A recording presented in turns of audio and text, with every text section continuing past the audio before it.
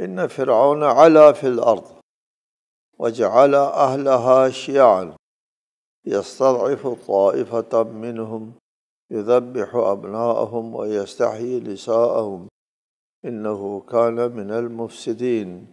فرعون نے زمین میں سر اٹھا رکھا تھا، علا فی الارض، اور اس کے باسیوں کو گروہوں میں تقسیم کر دیا تھا۔ ان میں سے ایک گروہ کو اس نے بے بس کر رکھا تھا، وہ ان کے بیٹوں کو ذبح کرتا تھا اور ان کی بیٹیوں کو زندہ چھوڑتا تھا، اور وہ یقیناً فسادیوں میں سے تھا۔ فرعون سرزمین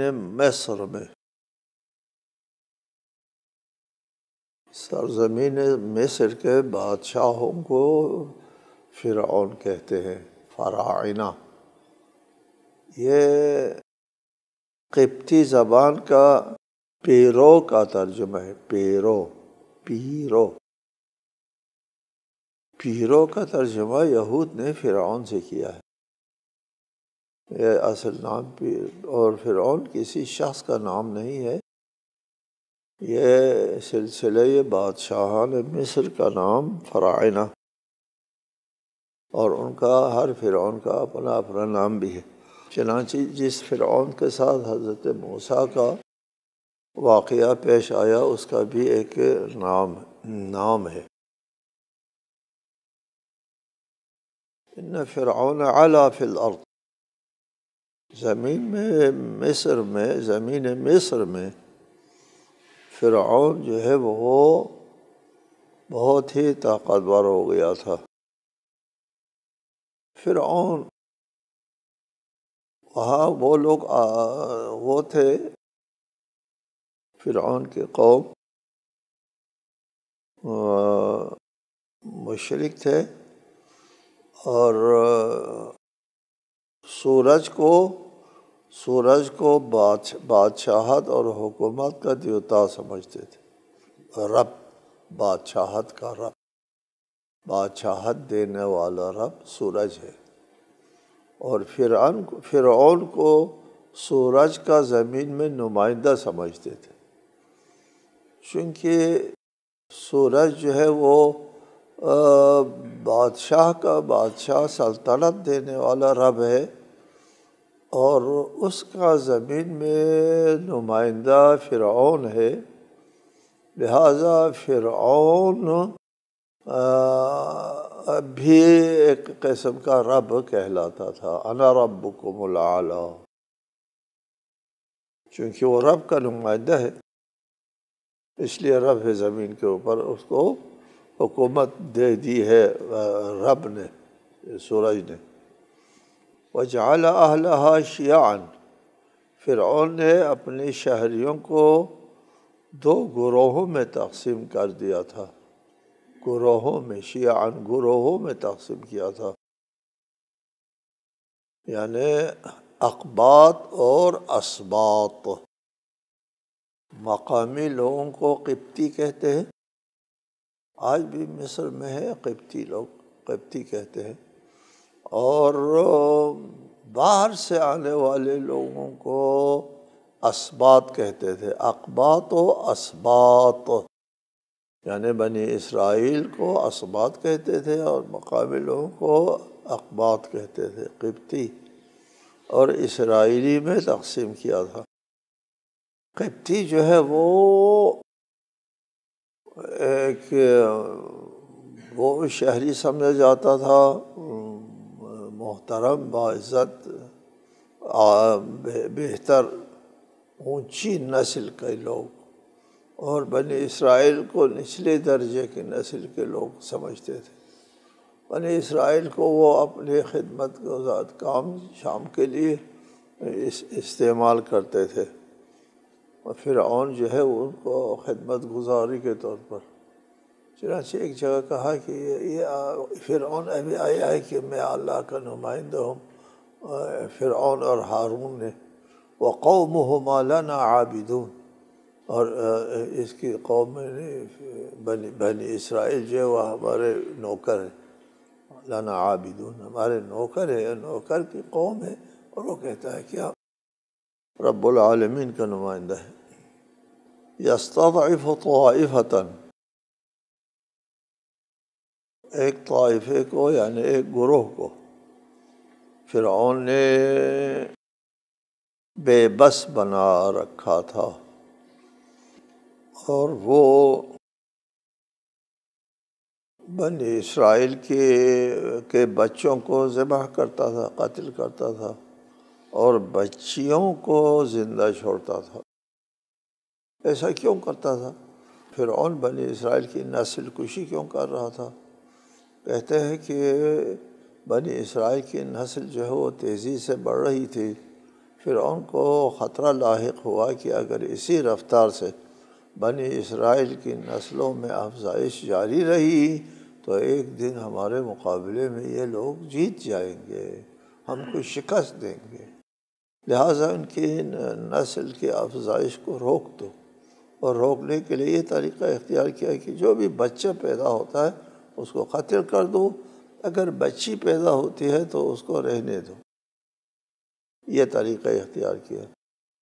دوسری وجہ یہ بتائی جاتی ہے کہ نجومیوں نے کہا تھا فرعون سے کہ بنی اسرائیل میں ایک بچہ پیدا ہوگا جو تمہارے تخت و تاج کو نابود کر دے گا۔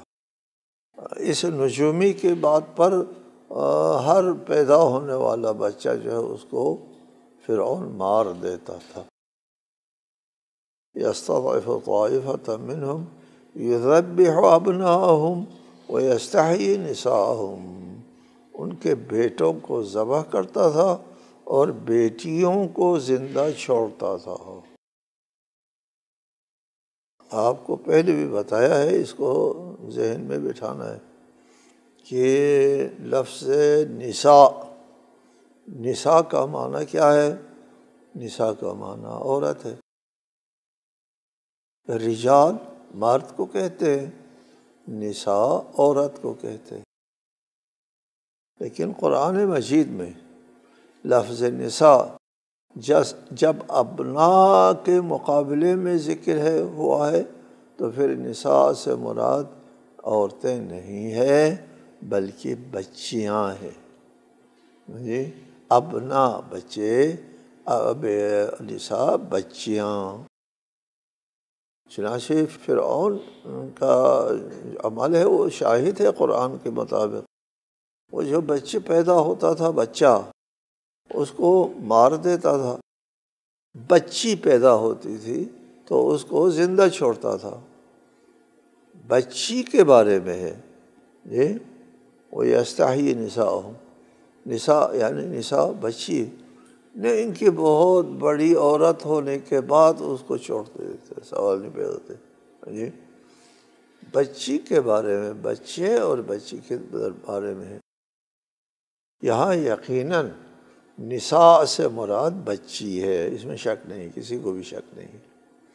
لہٰذا آیے مباہلہ میں آپ ندعو ابناءنا و ابناءکم و نساءنا و نساءکم میں کیا ترجمہ کریں گے؟ نساء کا وہاں ترجمہ کریں گے کہ ہم اپنے بیٹوں کو بلاتے ہیں، تم اپنے بیٹوں کو بلاؤ، ہم اپنی بچیوں کو بلاتے ہیں، تم اپنی بچیوں کو بلاؤ۔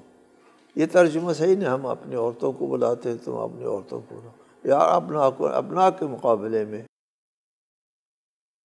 یہاں پر ایک اعتراض ہوا ہے آیے مباہلہ میں، زبردست اعتراض سمجھتے ہیں اعتراض کرنے والے، کہ کہتے ہیں یار نساء کہہ کر کے بیٹی مراد نہیں لی جاتی، کس اصطلاح میں، کس محاورے میں، کس زبان میں ہے نساء سے مراد بیٹی ہے کہتے ہیں؟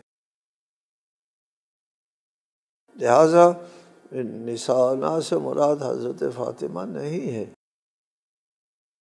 نفی کرتے ہیں۔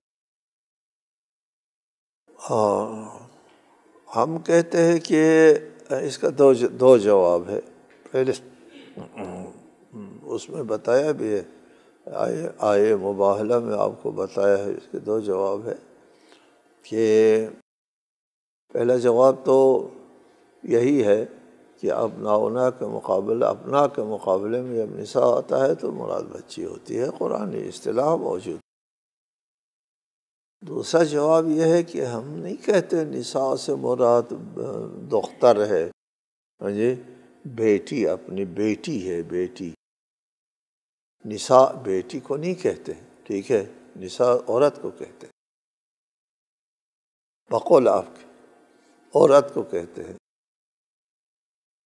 ہم اس کے معنی موضوع اللہ کے طرف نہیں جاتے، ہم تطبیق کی طرف جاتے ہیں۔ قرآن نے کہہ دیا بقول اگر نساء سے مراد عورتیں ہیں، بچیاں نہیں ہیں، تو تم اپنی عورتوں کو بلاؤ، اپنی عورتوں کو بلاتے ہیں۔ عورتوں کو کہا ہے،